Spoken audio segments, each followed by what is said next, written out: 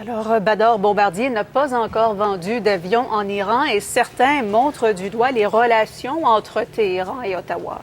Oui, parce que le Canada a fermé son ambassade à Téhéran en 2012 et a expulsé les diplomates iraniens du Canada, toujours en 2012. Il y a une espèce de statu quo. Le Canada se dit qu'ils sont ouverts à réouvrir, à discuter avec l'Iran. Puis l'Iran, ce qu'on nous dit de sources iraniennes, c'est que c'est au Canada de faire le premier pas parce que c'est eux qui ont fermé leur ambassade, donc rompu les relations. Ce qu'il faut savoir, c'est que dans les discussions commerciales où il y a des gros contrats qui se jouent, ce qu'on nous dit, c'est que les ambassadeurs des pays n'hésitent pas à s'impliquer eux-mêmes pour faire avancer les intérêts de leur compagnie. Je vais vous laisser écouter Hassan Razavi. Lui, il aide les compagnies qui veulent s'implanter, les compagnies étrangères qui veulent s'implanter en Iran. Dans la rencontre que j'ai avec les officiels iraniens, dans chaque négociation grande, il y a l'ambassadeur, par exemple, de France pour la négociation d'Airbus, il y a l'ambassadeur de Brésil pour la négociation d'Embraer, présent dans cette meeting, dans cette rencontre, dans cette réunion.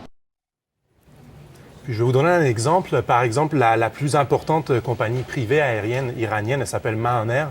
Elle figure sur une liste noire canadienne et sur une liste noire américaine. Donc, aucune personne ne peut faire affaire avec cette compagnie-là. Pourtant, elle figure sur aucune liste de l'Union européenne. Donc, pour le gouvernement canadien, il y a des choix politiques qui doivent se faire. Dans le cas de Mahan Air, par exemple, le département d'État américain dit que Mahan Air ont fourni une certaine assistance aux militaires iraniens dans le conflit syrien. Oui, et il y a un marché qui pourrait s'ouvrir aussi avec la levée de cet embargo, en fait, sur l'Iran.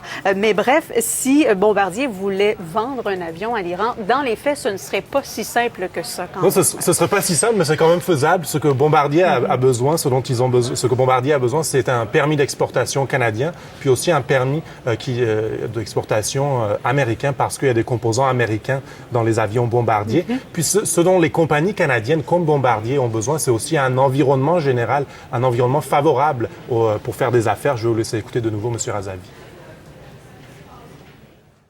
Il n'y a pas de accords internationaux entre Iran et Canada. Il n'y a pas les accords internationaux sur l'investissement, sur le commerce. Il n'y a pas de relations politiques entre Iran et Canada. Il n'y a pas de l'ambassade, il n'y a pas de l'attaché commercial à Téhéran, en Ottawa. Donc aujourd'hui, on apprend que Boeing, par exemple, l'avionneur américain, a été autorisé par le gouvernement à ouvrir des discussions avec les compagnies iraniennes. Bombardier, ça fait plusieurs mois quand même qu'ils discutent avec différentes compagnies iraniennes, donc tout n'est pas perdu quand même. On va voir si ces discussions vont leur permettre de vendre des avions de C-Series, par exemple. Très bien. Bien, merci beaucoup, Bador. Au revoir. Au revoir.